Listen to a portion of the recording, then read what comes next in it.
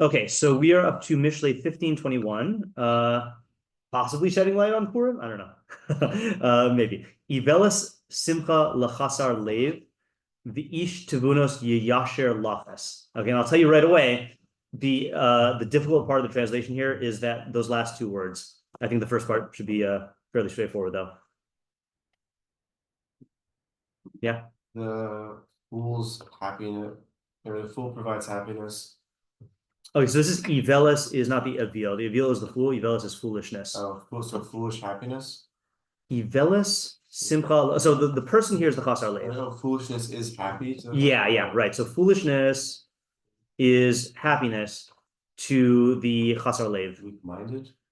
That's a good translation. The only reason I don't want to go that way is because I feel like when you translate it that way, it kind of suggests like a fixed disposition, like weak-minded, as opposed to something that can be developed mishleically. And chasar lev is a mishleic category.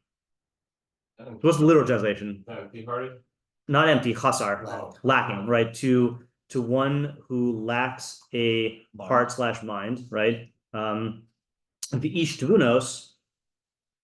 A man of understanding. Yeah, but a man of understanding. Okay, now how do you translate this part? Yiyasher lachas. Will straighten his what? What was it? Will straighten his going. Okay, I think that's actually how I would translate it. Yeah, will straighten his going or walking, right? Okay, fine. So that's one. Okay, Targum Sadigon translates it as Yasher. Yisahel is the Arabic word. Milashon mishur shu hefech heharim b'hagvaos. All right, so mishor, which is a plain, right? Which is the opposite of hills and valleys, right? Say again. Latin.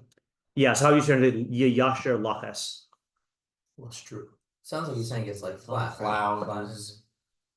Wait, did you say plow? I was saying like plow the roads. Oh yeah. So to me, it sounds like he's saying we'll walk. I don't know. Evenly makes it sound like the steps.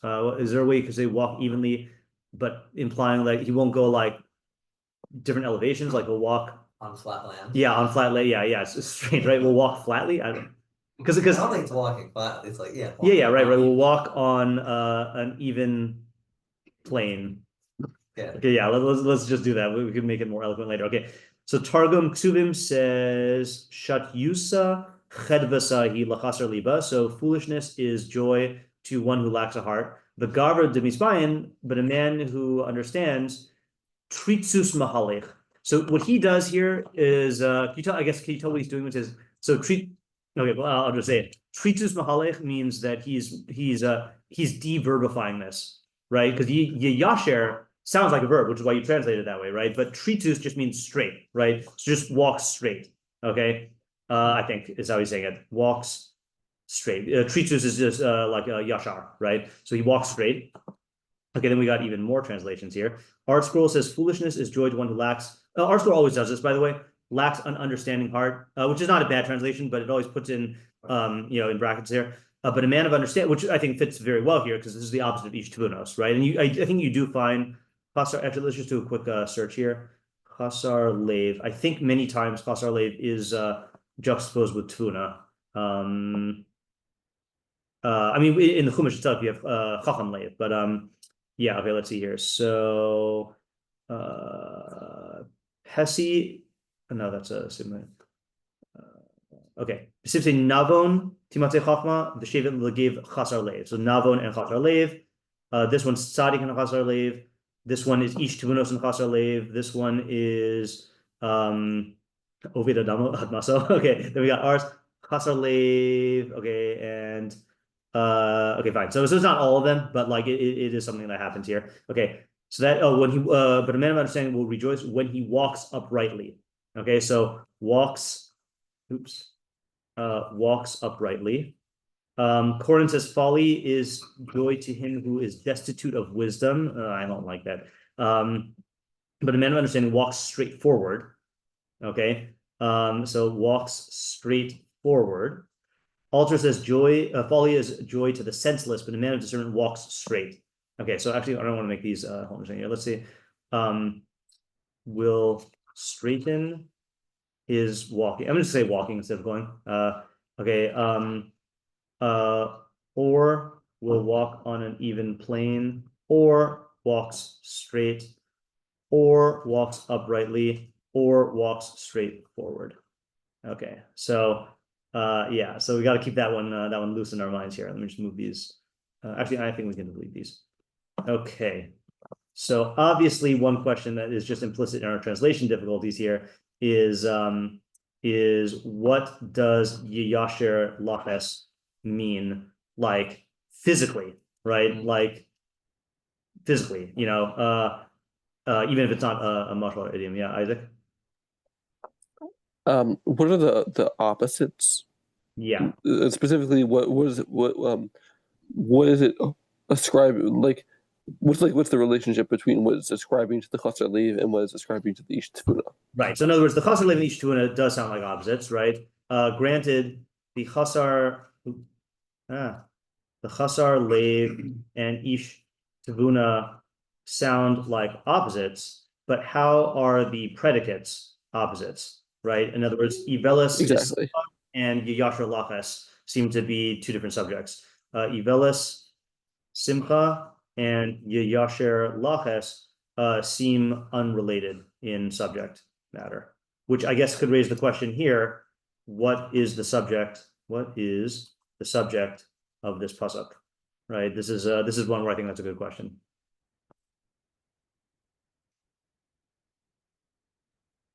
Okay, we should ask what is a chasar lev and what is an ish tivunos? And I would add to this question here, what is ish tivunos as opposed to a navon? Navon or mavin? Right, those are two similar things. Yeah, Moshe. Is it a particular type of evalis, or is it evalis for a certain person? Okay, right. What does evelis mean in this context? And I guess the question is, I don't know if this should be a separate question. I guess, is it? Yeah, I'll say it the way you said. Is it all evelis, or I'm not coordinating my fingers today, or a specific type? And then I also want to ask here, what is the relationship between Ivelis and a chasar lev, right? As opposed to an avil or ksil. So the interesting thing is, obviously, avil is one who's has the strongest relationship to Ivelis. Ksil, there are a ton of psukim that I think if we just clicked on this, wait, I have not opened Mishlei, have I? No, here we go.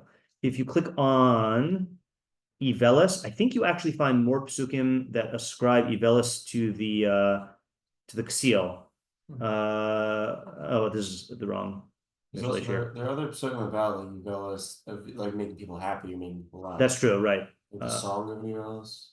Right. Hold on. Here in Tarshim 23. This is a good raya that this was maybe he got the idea from David, but Shlomo Melech coined Ivelis here.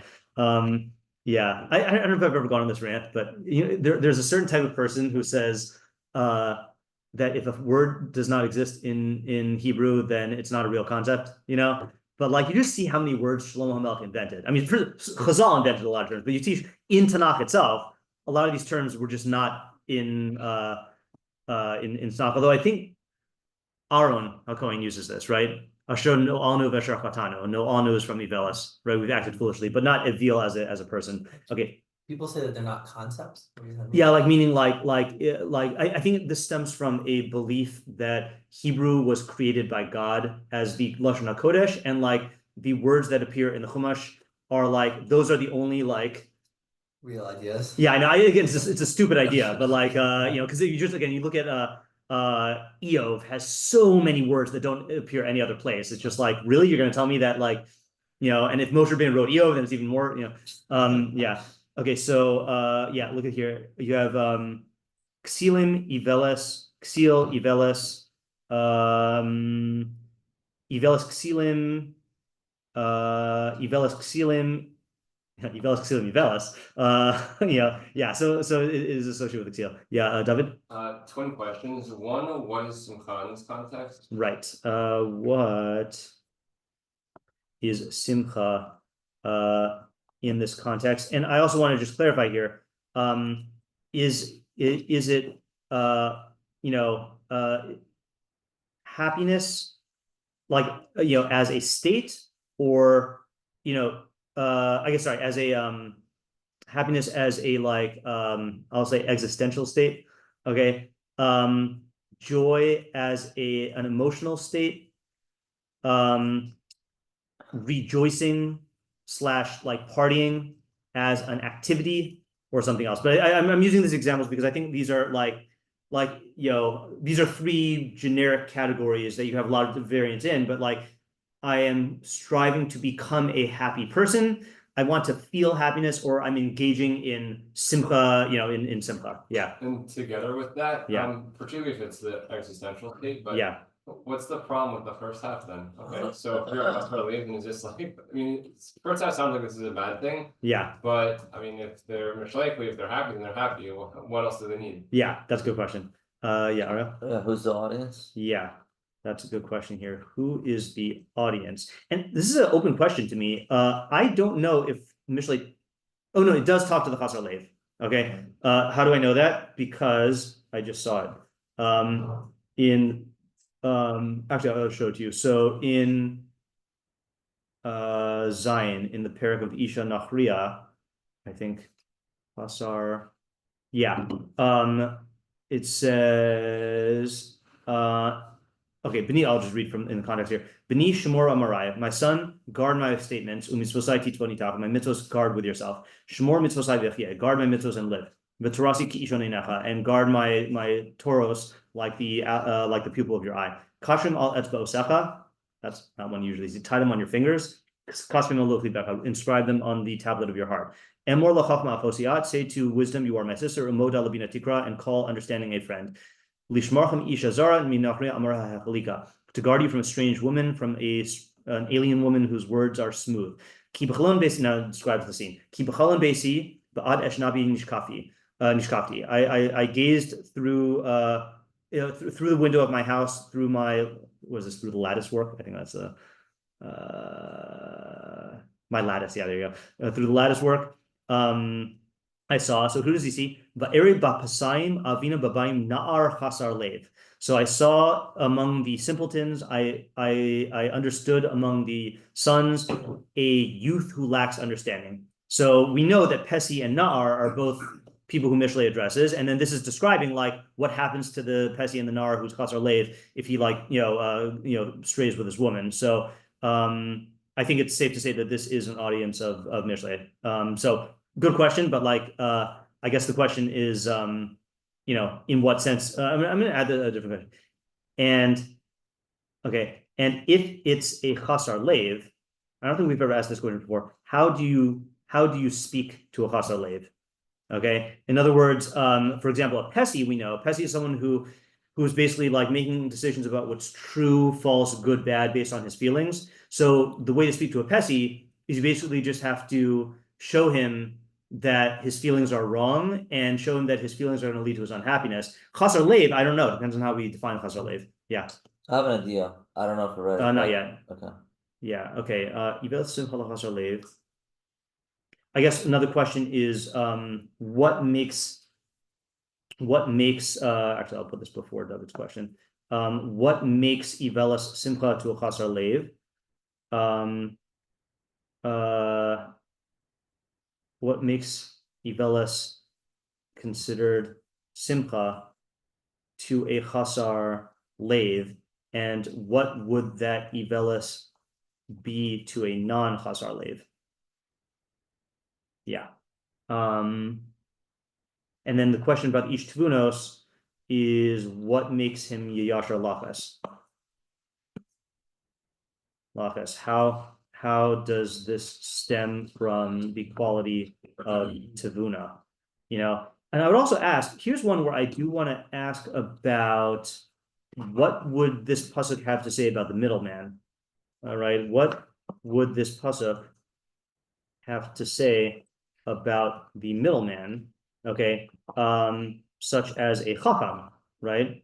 Saying it. Cannot type today. Such as, okay, is it objectively wrong or is it just me? As a chacham, okay, meaning chacham presumably is not going to regard Ivelis as simcha because he's not chasar leiv, but on the other hand, is he incapable of yashar lafes? Which kind of raises the other question of, how expansive are each of these, these two halves of the pasuk? Meaning maybe the second half of the pasuk is beyond just, it's not davka and ish tbuna, but ish tbuna exemplifies it or something, and this really encompasses many more. Yeah, David?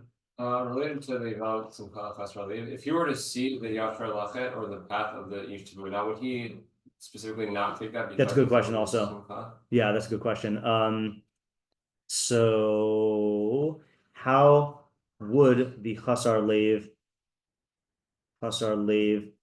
perceive the path or the walking of the ish tibuna?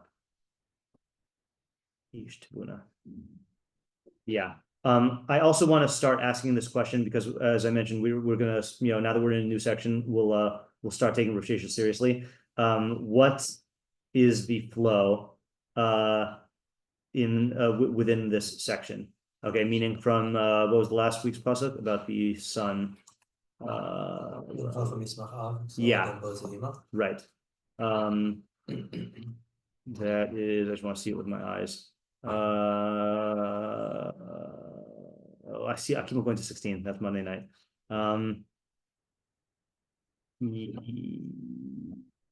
Still not finding. Ben chacham yisamach av u'ksil adam bozima. Right. Yeah. So that's neither of these personalities, it seems, right? Yeah. Okay. Are those all the questions? Okay, Ariel. Yeah. I want to say that I think I want to say that an individual who doesn't have, I'm going to use mind, the individual who doesn't know how to, I guess, use his mind, or I don't know, whatever it is, he has to substitute. He's missing something. There's like a hole. There's like he's not being, I guess, intellectually satisfied, or he's not really living with purpose, because the mind is, it's gonna put you on a specific track. I think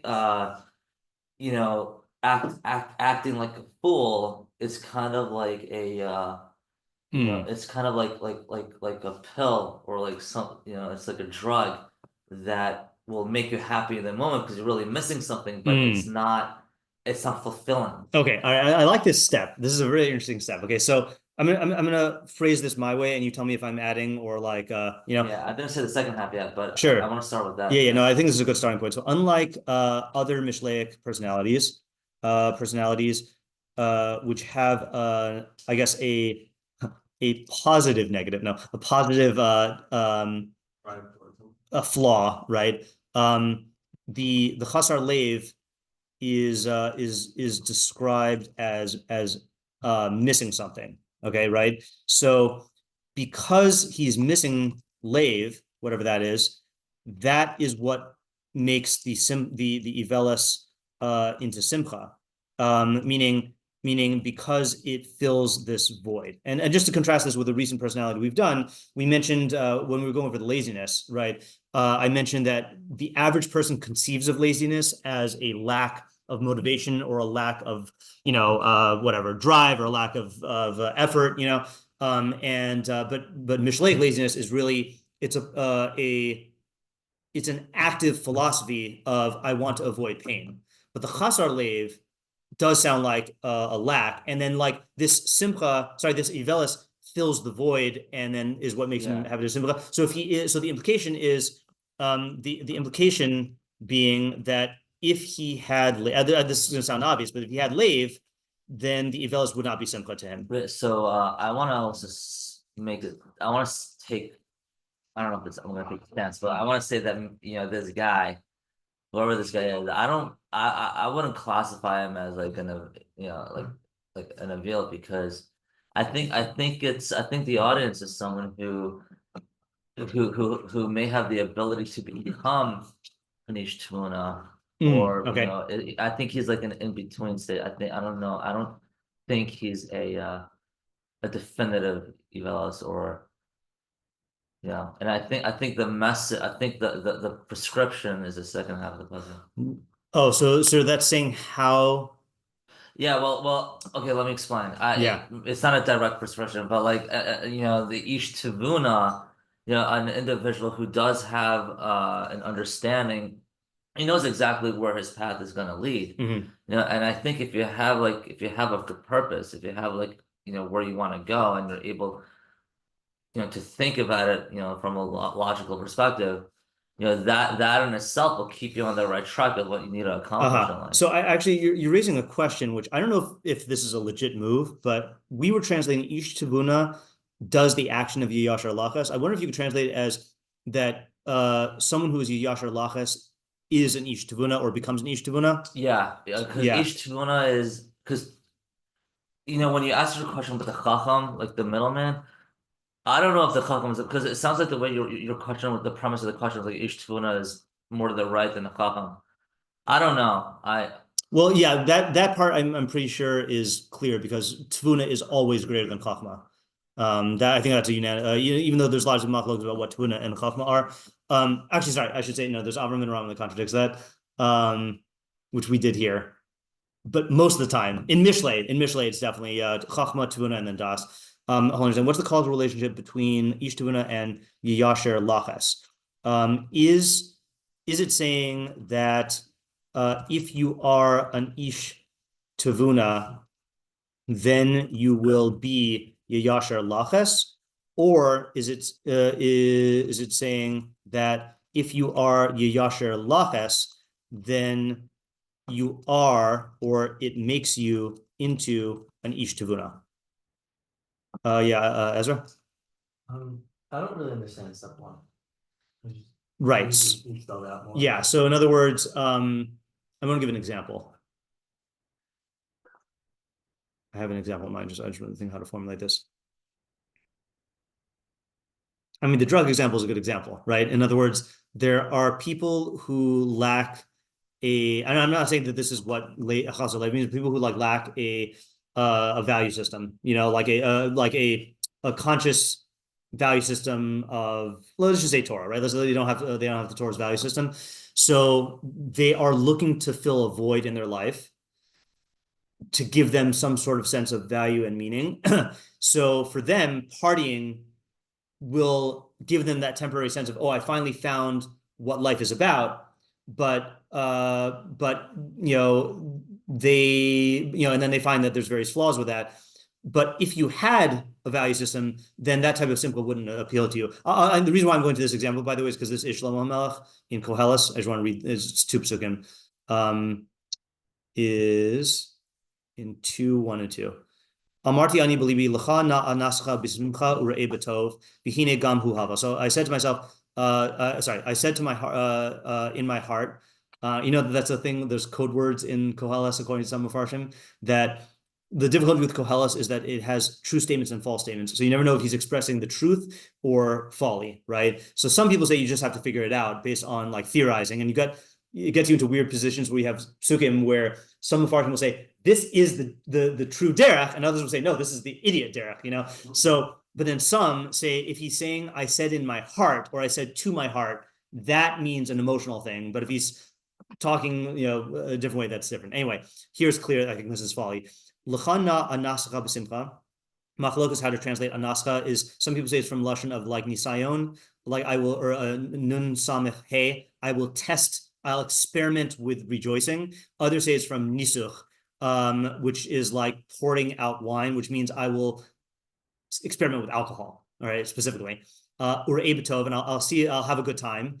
Hinegam Huhava, and it too was Hevel, was nothingness. Lischok Amarti Mehulal, to joking around, or however you want to translate, I said, this is wildness. Ulasimcha Maza Osa, and to rejoicing, I said, what does this accomplish? So that's the experience that that this would be saying, is like if you have, I think there's a Gemara on this. Let's see if Rashi quotes the Gemara, because that's what he does. but why did I highlight all this? I must have thought it was good. Maybe the Torah Tamima quotes it.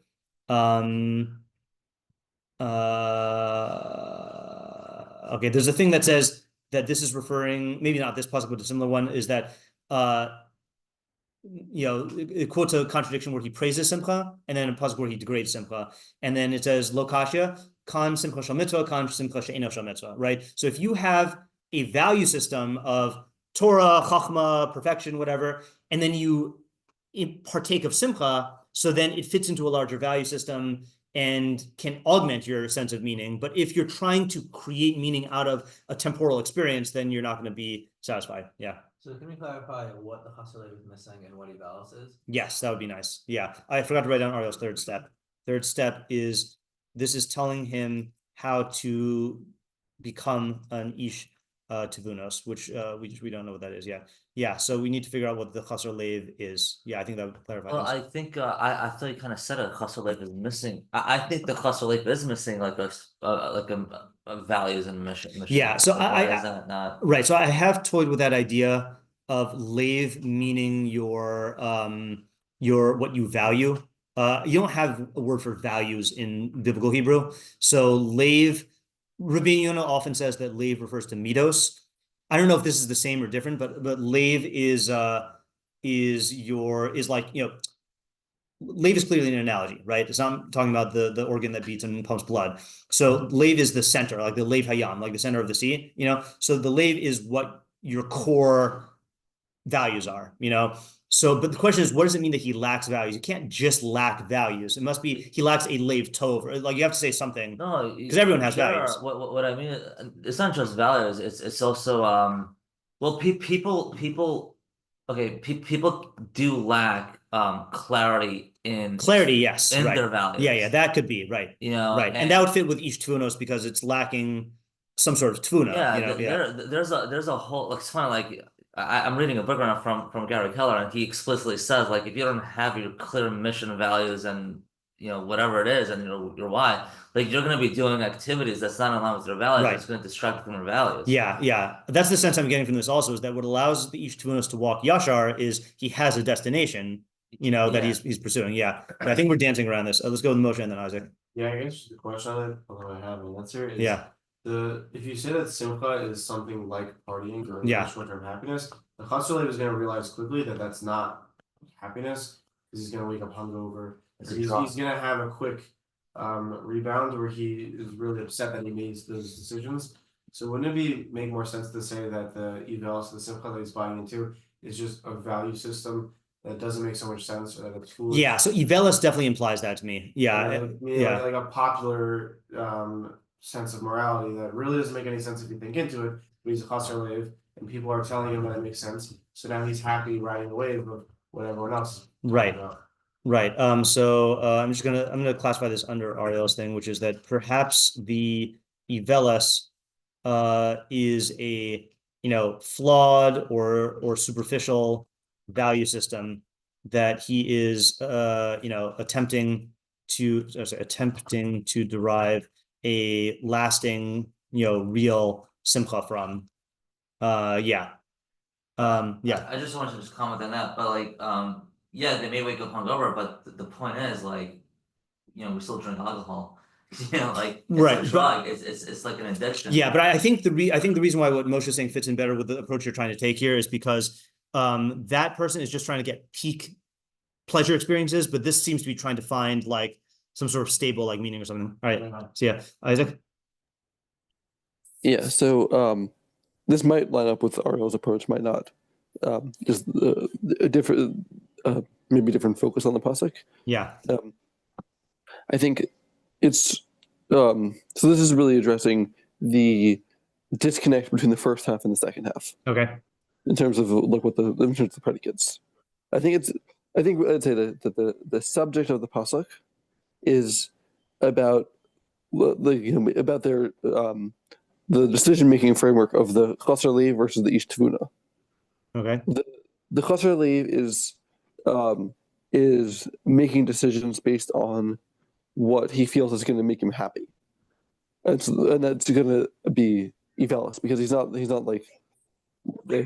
about the long term.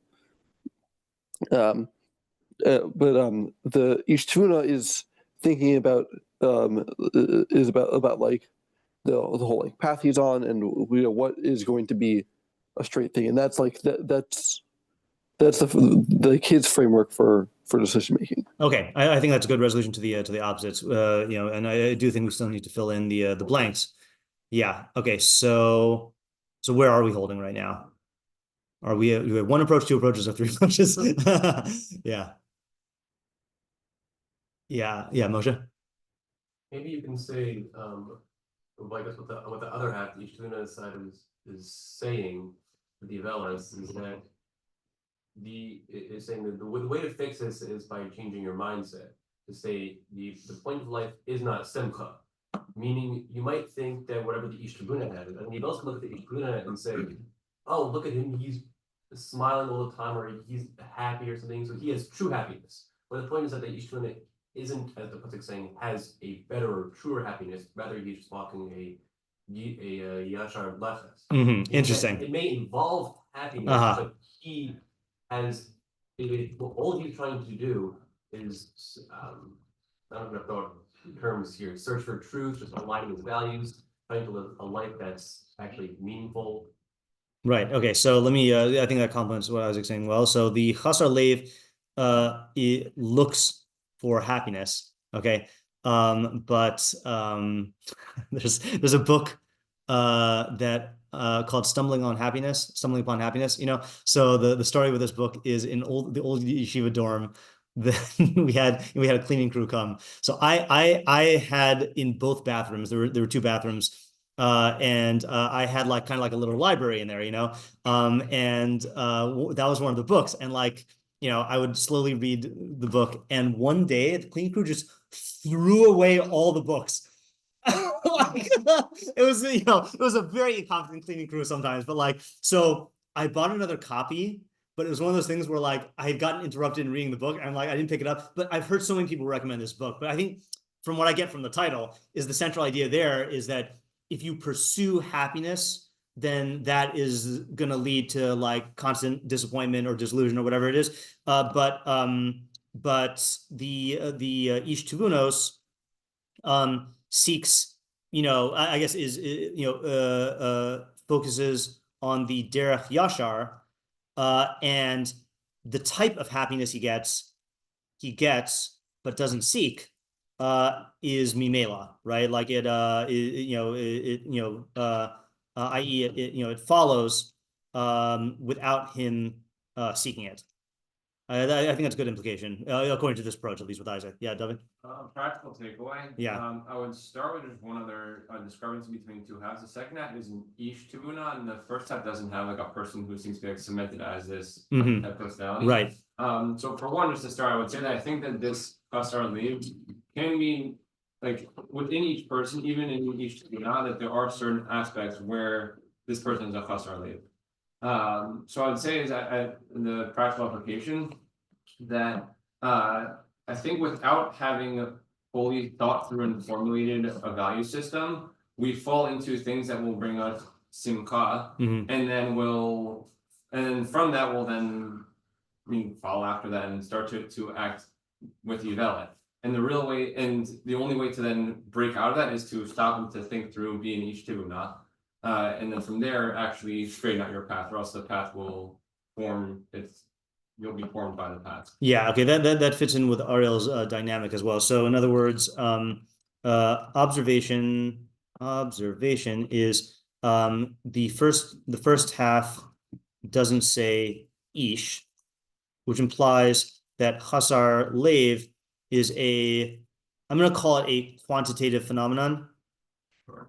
In that it can show up, even in everyone in varying degrees, and if you don't look to the derech hayashar,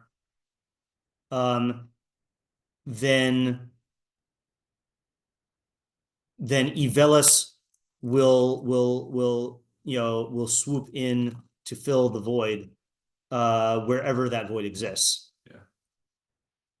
Right. So in other words, this is slightly. So this is a good question, not a criticism, just a question of like a crossroads here. Is like, some of these approaches, I feel like, are saying that there is a certain derech of the chasar leiv, which may be true, but the way you're saying it is just like a human struggle that is that everyone has to contend with, not like a rigid two halves of the pasuk like we often see. It's two halves of ends of a spectrum, really. Yep. These are not two Mishleic I guess rigid, not two rigid Mishleic archetypes as much as a continuum. Yeah. Moshe, do you have your hand up? No? Okay. Yeah. Yeah, Moshe? No? Okay. Okay, let's look at Metzudas David. I don't want to I like the approach that we're taking. My Mishleic intuition is saying we need to let this percolate, okay, overnight. So I don't even want to like process my own thoughts on it right now out loud, because I feel like it's going to cause me to prematurely commit. So let's look at the Metzudas David. Where are we? Pasuk 21. Yeah. Okay. He says, Iveles, kasher yaseh chasar lev iveles, yichashev be'inav l'simcha. So when the chasar lev engages in iveles, it will be considered in his eyes as simcha. So iveles is simcha to the chasar lev. Okay, so that's plain shot of the pasuk. Okay, the ish tevunos yismach kasher yelech b'derech hayashar. He will rejoice when he walks on the straight path. Thanks. Okay, no. So I mean, he is helping us to decide. I'm just going to write this down so I can see it, because I feel like we've got so many other approaches floating around here. So Metzudas David. Oh man, Metzudas David. So when the chasar leiv engages in iveles, it will be considered as simcha in his eyes. But the ish tevunos, what do you say about the ish tevunos? He'll be happy. Yeah, will be happy when he walks on the derech yashar. I mean, it fits in really well with not that it fits in squarely, but it fits in with what Moshe was saying, meaning that the happiness is a consequence. Really, he's walking on the derech yashar, and he'll have this happiness. I didn't think that the point of happiness, that happiness was the point of the derech yashar. It's just no, right. It's an outcome. Yeah. That sounds like he's trying to say it is like almost the point. No, I think the opposite. When he walks on the derech yashar, he will be happy. Does not mean that he's well, happy in many other things. Yeah, but the pasuk is about happiness. So the pasuk is about what is considered. I guess the subject seems to be. I'll just say the subject seems to be what I guess how would I put this? Whatever causes simcha. Perceived versus actual. Yeah, happiness. The relationship between simcha and one's derech. Okay, and I know it doesn't use the word derech in the first half, but it is a derech of he engages in simcha. The chasar leiv, for whatever reason, we haven't really figured out exactly what the relationship between the chasar leiv and iveles is, but he does iveles and considers that simcha. But he's not actually happy. Yeah, the implication seems to be that it's considered happiness, but not actual happiness. Right. So let's just try use a working definition of iveles here. So what's a working definition of iveles? So this is some kind of short term. Yeah, I think so, right? So the short term, right? So can we get here? See, the problem is he's not commenting on chasar leiv or ish tevunos. Let's look at Rבינו Yona. See if this helps us here. I didn't open the Mishlei 15 TC 2.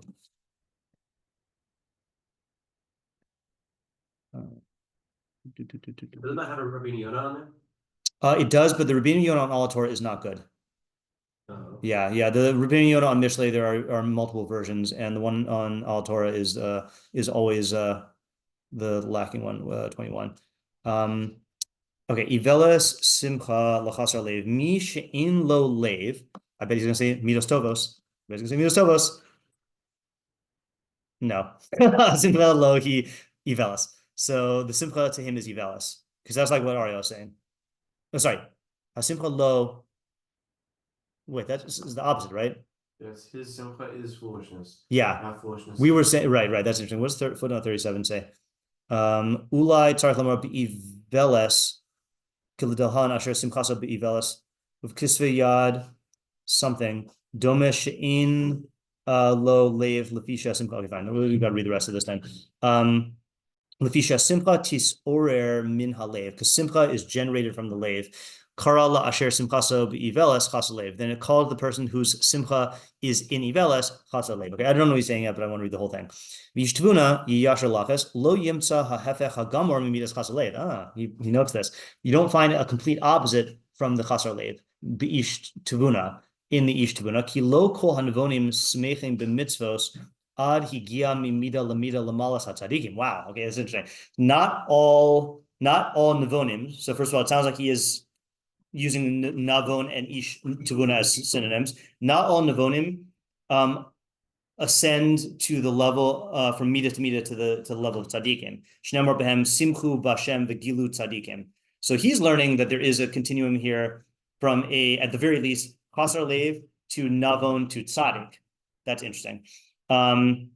As it says in Tehillim 32:11, rejoice in Hashem and be happy, tzaddikim. Simcha l'tzaddik asos mishpat. It is a joy to the tzaddik to do justice. Al kain amar v'ish tuvuna yiyasher lachas yiyasher yom es midosav. Each day he will straighten out his midos, atomic habits. Yetzer lev ha'adam ra minua, because the inclination of man's heart is ra from his youth. V'tarak l'sakno u'liyashro v'lasum pnei ta'avosav v'chafatzav el hanachonos. And he needs to correct and straighten out and place, I don't know how he's using the word pnei here, his taivas and his desires to what is proper. Vihine yishur hamahalech b'hahanhaga vihi tikun midos hageder hagadol lihizaher min hayvelos v'achein. So the straightening out of one's walking and conduct, which is the tikkun hamidos, is the great fence to guard against ivelis and fate. And it's also the high ladder that a person climbs to get to avodas Hashem and love of his love and his ratzon, his favor. Don't know what he's saying. Now see the great distance of the midah of the ish tvuna to ivelis. Midas chasar lev, so the distance from him, between him and the midah of the chasar lev. Ki ha-chasar lev lo dai shelo yaso begeder hashmira min ha-ivelis v'chatayim. Not only does he not engage in the fence that guards against ivelis and chatayim, but hu yishor hamahalech v'tikun midos, which is the straightening out of walking and the correction of midos. Ki gam yaseh ivelis, he also does ivelis. V'im kol zeh lo yidag lasher yitkfo yitro lachato. And with all this, he doesn't worry about his being overcome by his yitzer to sin. Val yismach lasos ivelis, but he rejoices in doing folly. V'hine klal kilanu. So it's mentioning a general principle. Ki kashiyazkir b'sefer zeh shtei midos b'pasuk echad. He's giving us methodology. When he mentions two midos in one pasuk, ha'achas ahuva v'ha'achas nua, one love and one hated. Sorry, Leah. Timsaim la'olam ha'achas inyan hevech l'achaverta. I mean, we know this. You're not telling us this now in chapter 15. Then you'll find that one of them is always the opposite of its companion. And so too, two attributes of people who have midos. I guess what he's saying, I think he's just reminding us that don't be led astray by the question that Isaac asked to think that these are not opposites. He's saying, no, this is a klal, that they are always opposites if one is good and one is bad, which is what we've been operating on, but it's good to see reinforcement. Yeah, David? Just an idea from what he was saying earlier on. Yeah. So something he was saying that there is, as much as like Ben Torah will see that like the objective of simcha is like being osik and learning or things like that. It sounded like from what he was saying earlier that just because that is objectively the greatest simcha does not mean that will actually work for every person at every place that they're at. Right. I thought he was saying that a person has to, like, if you are trying to help someone out, at least the way that I'm thinking, if you're trying to help someone out with being happier, you don't necessarily just throw at them the objective good. Its first step is working on midot and working on ideas to get to a point where they are receptive of this greater good. Right. That's a great point. And then I just want to add the point that seems to be focal for him is you also need to have a getter against bad hanhaga, and the hanhaga being things that cater to your taivas and your desires, that if you don't fence that off, then person will just swerve into that and get stuck in that. Yeah, last point, and then we'll stop for today. I think like together with that also, even like in a practice sense, like the halachot of not teaching a Talmud she'eino hagun. Yeah. Insofar as like you have to, before getting to ideas, you have to first work on midot before getting to ideas. Yeah, right. And here with Simcha. Yeah, it's a good point. Yeah. All right, good. There's a lot in this Rambam Yonah. I at first did not understand what he was saying. He kind of sounded more definite at the end, but we got to go back and think about it again tomorrow. Yeah. Okay, good. All right. There's a lot of potential here, but we have to let it percolate. All right. Have a good day, everyone.